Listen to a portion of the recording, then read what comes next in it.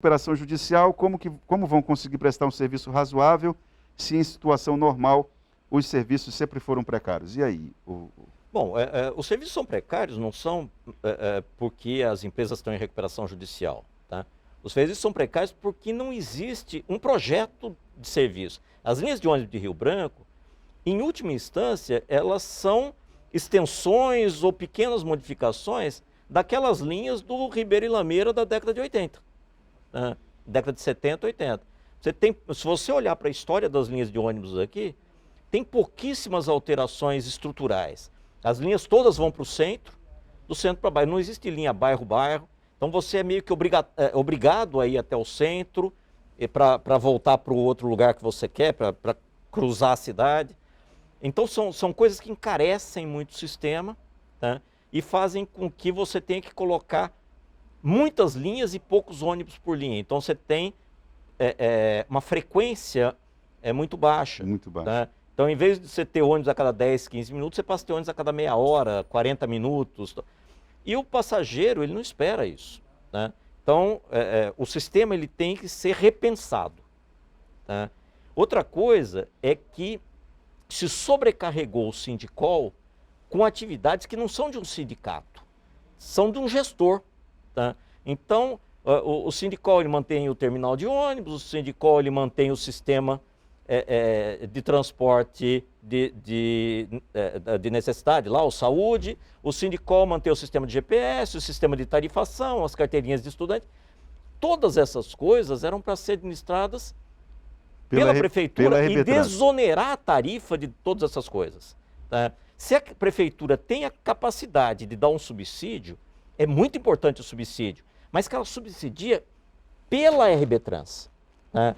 Dando capacidade para a RB Trans realmente gerir o serviço e daí cobrar das empresas, não que as empresas sejam mais donas do serviço, mas elas são donas de um contrato onde você diz para elas, você vai rodar tantos quilômetros por mês. Esses quilômetros vão ser nesse itinerário, com esse horário e tal. Você não é dona da linha, tá? Você é dona dos quilômetros. Então eu contratei com você 100 mil quilômetros, tá? E faltou ônibus para uma linha, eu vou jogar você para aquela linha, tá? E vou cobrar, eu vou pagar, tá? Pelo serviço efetivamente realizado. O serviço realizado por uma empresa de ônibus não é transportar passageiro, é rodar quilômetros. Em determinado tempo. No horário certo, Exato. No itinerário certo, nas paradas certas. Então, é isso que a empresa tem que pensar, tá? Se ela não fizer isso, ela não recebe. Ah, está quebrada? Tudo bem, pede para sair e entra outro. Olha só, boa tarde, Taã. Pergunta para o Roberto, o que impede da prefeitura fazer contrato com outras empresas de fora? Não tem nada que impeça. Quer dizer assim, você só teria que ter um projeto do que você vai contratar e abrir uma licitação para contratar. Eu vou aproveitar essa pergunta, Roberto, e lembrar aqui que eu recebi no início da semana, ou foi no domingo, um vídeo, e esse vídeo foi produzido pela Prefeitura de Rio Branco, e nesse vídeo algumas coisas chamam a atenção. Primeiro, é que o vídeo informa que a Prefeitura de Rio Branco sondou a União Cascavel, para saber se da União Cascavel se haveria interesse de operar aqui em Rio Branco. E a resposta da União Cascavel foi uma resposta que diz muito, ou pelo menos sugere muito. A resposta foi não. Isso aí é algo que é muito significativo, né? A União Cascavel faz contas e quando ela chegou, passou o traço embaixo e fez a soma, parece que percebeu que não valia a pena. Isso é um ponto. E outro ponto do vídeo que me chamou a atenção foi na fala do próprio superintendente da RB Trans, Anísio Cláudio. Ele fala da intenção da Prefeitura de Rio Branco de retomar a condução da política de transporte coletivo em Rio Branco em sua integralidade, né? Inclusive, essa possível ida de Bocalon para a Alemanha agora, ver os ônibus elétricos lá da Mercedes-Benz, dialoga muito com essa fala do presidente da RB Trans. E aí? Que avaliação que você faz desse cenário? Bom, primeiro que assim, você chamar uma empresa para trabalhar aqui, né? Existe uma situação emergencial, assim, não é impossível você fazer um contrato precário com uma empresa. Mas uma empresa grande, séria, ela vai dizer assim, mas o que eu vou operar? Você tem um projeto do que eu vou operar? Tá? Que garantia você me dá, já que daqui a algum tempo vai ter que ser feita uma licitação, tá, para contratar? Então, assim, isso é provisório e não tem garantia nenhuma de que eu vou ficar aqui. Então, eu vou fazer um investimento no local, por melhor que estivesse a tarifa. Tá? Eu vou fazer um investimento no local sem garantia nenhuma, porque a lei de licitações diz que tem que ser licitado os sistemas, tem que ser concedido num processo público. Tá? Então, oferecer para uma empresa não é uma prerrogativa normal do administrador público. Republicana, digamos. Você precisa ter um bom projeto e oferece publicamente esse projeto. Quem tiver interessado. Quem tiver interessado, vem aqui e faça, cumpra o melhor possível esse projeto, vai ser remunerado adequadamente por isso. A segunda parte. A retomada do sistema. Retomar o sistema. Vamos assim, vamos municipalizar, criar uma empresa pública para gerir isso.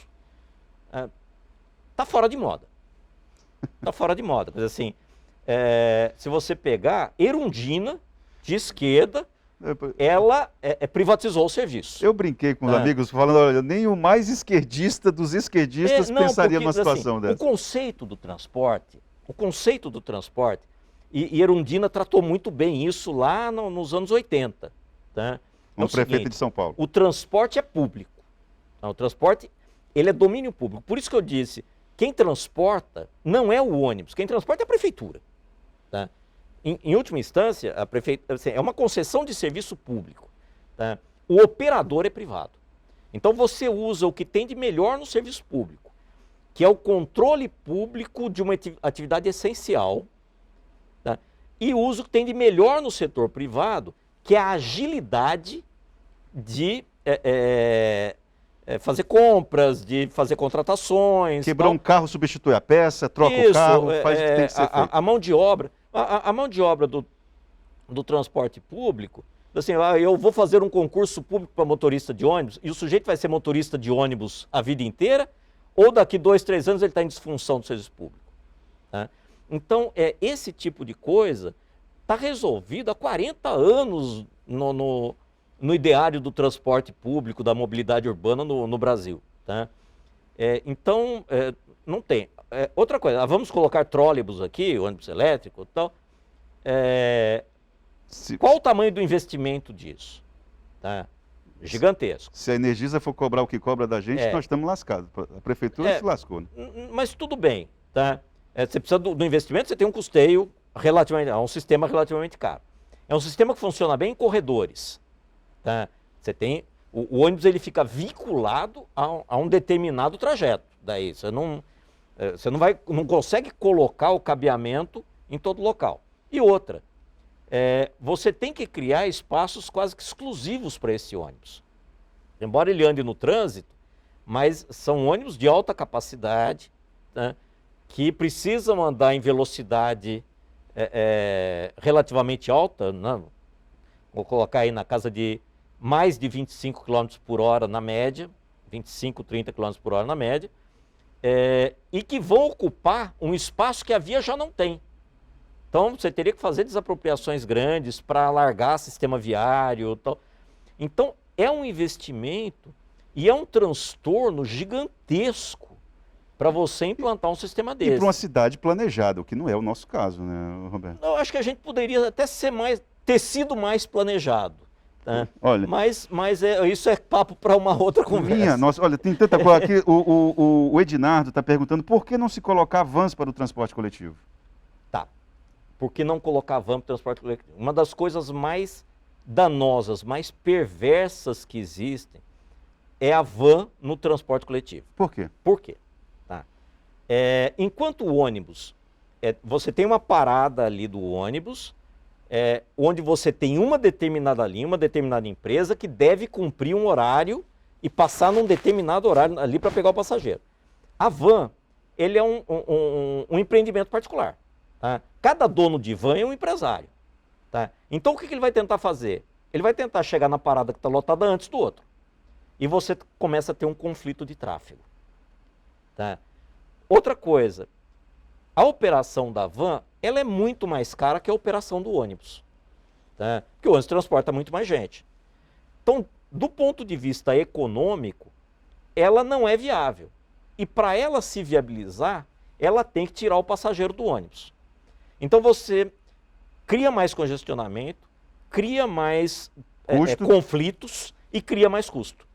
Tá? Então, os serviços individuais, né? Táxi, Uber, mototáxi, coisa assim, não oferecem esse dano. Tá? Mas a van, ela é extremamente danosa em vários aspectos. Roberto, infelizmente o nosso tempo acabou. Eu queria continuar essa conversa com você, até porque nós não falamos a respeito da questão dos viadutos. Você é um ciclista, eu sempre, vez por outra, você não me vê, mas eu vejo você dando umas pedaladas por aí. E nós estamos aí diante de uma nova moda, né? Que é apostar nessa ideia dos viadutos, como se... nós ainda estamos muito... Parece que a gestão pública, você é engenheiro, talvez não concorde comigo, mas a gestão pública, ela prioriza o carro, e o carro privado, o carro particular. A ideia dos viadutos me parece que concretiza muito isso. São 3. De uma hora para outra foram 3. Eu não estou acompanhando muito a questão dos viadutos, até vi fazerem uma sondagem ali próximo da BB, né? Eu passo todo dia por ali, estavam fazendo uma sondagem já para fazer alguma obra, né? Mas você colocou uma coisa, né? A gente tem uma tendência a priorizar o transporte individual, tá? Isso é uma questão meio cultural e tal, mas em detrimento de toda a teoria da mobilidade urbana que deveria priorizar o transporte coletivo. Pois é. Como se dá principalmente na Europa e no próprio Estados Unidos, você tem uma